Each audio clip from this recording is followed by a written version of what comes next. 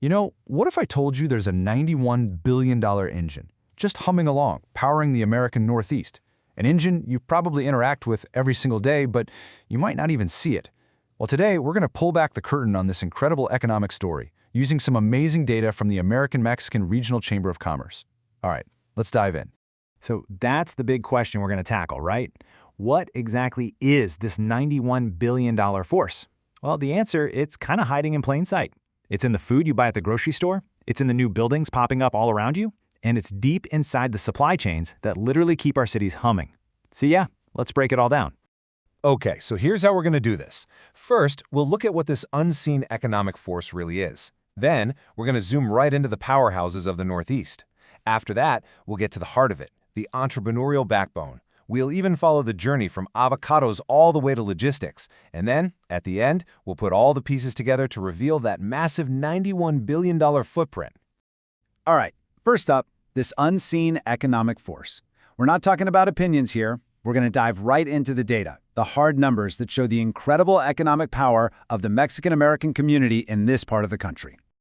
So where is all this happening? Where is this impact really concentrated? Well, we're going to break it down state by state, and we're zeroing in on 4 absolute powerhouses in the Northeast: New York, New Jersey, Pennsylvania, and Connecticut. Okay, let's kick things off with New York. Get this. The estimated GDP contribution from its Mexican origin population is a staggering $30.6 billion. I mean, just to put that into perspective for you, that's bigger than the entire GDP of some small countries. It's a massive, massive figure, and it makes this community one of the single most important economic contributors in the entire state. Then you hop right next door to New Jersey, and the impact is still just huge, clocking in at $11.15 billion. And look, we're not talking about a small slice of the pie here. This is a major booster shot for the economy, fueling growth all across the Garden State, from the cities right out to the suburbs. All right, let's head over to Pennsylvania. Here, we're looking at a contribution of $5.1 billion. Now, you might think, okay, that's not as big as New York, and you'd be right. But it's still a multi-billion-dollar impact that plays this absolutely crucial and, honestly, often overlooked role in the state's economic health. And to round out our 4 key states, we've got Connecticut coming in with a really solid $4.8 billion contribution. So look, these are all seriously impressive numbers on their own. But what happens when you line them all up side by side? Yeah, this chart really tells the story, doesn't it? I mean, you can clearly see New York way out in front.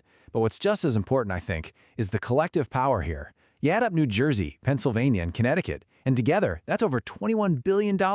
So this shows you, this isn't just a New York thing. No way. This is a true regional economic powerhouse. So, the big question is, where is all this value actually coming from? Well, that brings us to what I like to call the real engine room, the entrepreneurial backbone. We are talking about tens of thousands of small businesses, and they are the real drivers of all this growth. Just take New York, for example. We're talking about an estimated 22,000 Mexican-owned businesses. The data here is crystal clear. This isn't a new or emerging thing. This is a mature, powerful, economic, and political force that is actively shaping the future of the entire state. And what kind of businesses are we talking about? Well, they're literally the fabric of our daily lives. Think about it.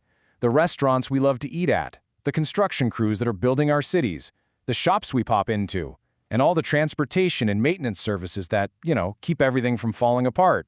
And you know what? It's pretty much the same story over in New Jersey. The state has its own incredible entrepreneurial scene. We're talking an estimated 19,600 Mexican-owned businesses, with these major hubs of activity in places like Passaic. And it's so important to get this.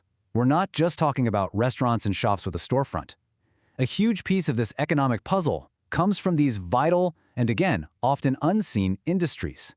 I'm talking about logistics, warehousing, transportation, the very sectors that are the backbone of our entire modern supply chain.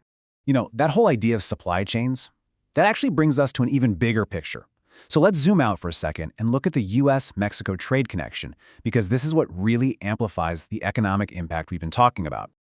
Okay, want a really simple, really powerful way to understand this whole trade relationship? Just think about one thing, the avocado. That's it. Roughly 90% of all avocados that come into the US are from Mexico.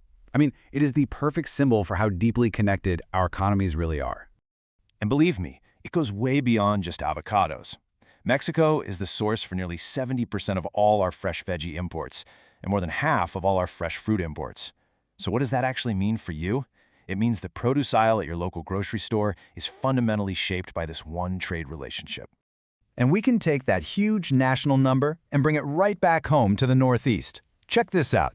An estimated $3.05 billion worth of Mexican produce flows through the port of New York and New Jersey every single year. That makes it a critical gateway for the entire region's food supply. And you can just imagine the ripple effect that has, right? That massive flow of goods supports thousands of local jobs. We're talking warehousing, specialized refrigerated logistics, trucking, wholesale markets, the entire grocery supply chain. It's basically a complete ecosystem, all built on trade. Okay, so let's take a quick breath. We've seen the GDP numbers, we've talked about the entrepreneurs, and we've looked at the trade connection. Now, for our final section, it's time to put all of these pieces together and finally see that full $91 billion economic footprint. But wait, there is one last, really critical piece to add to this whole puzzle, and that's consumer spending. Over 80% of the wages earned by the Mexican community get spent right back here in the U.S. Think about what that means. That money is constantly being recycled and reinvested, fueling local businesses and the economy as a whole. And here it is. This is the answer to the question we asked at the very beginning. When you take the $52 billion in GDP contribution and you add the $39 billion in annual consumer spending across just these 4 states, you get the total economic footprint, $91 billion. It's this incredible engine of both making things and buying things, all working in a continuous cycle. At the end of the day, this isn't really just about the numbers on a spreadsheet. It's about a shared vision. And I think the mission of the American-Mexican Regional Chamber of Commerce just sums it up perfectly. Building lasting prosperity and a stronger future on both sides of the border. And that's our look at the data, all based on the fantastic research put together by the AMRCC. What it shows us is an economic story that's powerful, it's deeply interconnected, and it's absolutely vital to the future of the entire Northeast. So really, the next time you're in the grocery store and you pick up an avocado, you won't just see a piece of fruit. You'll see a tiny piece of a $91 billion engine. Thanks so much for watching.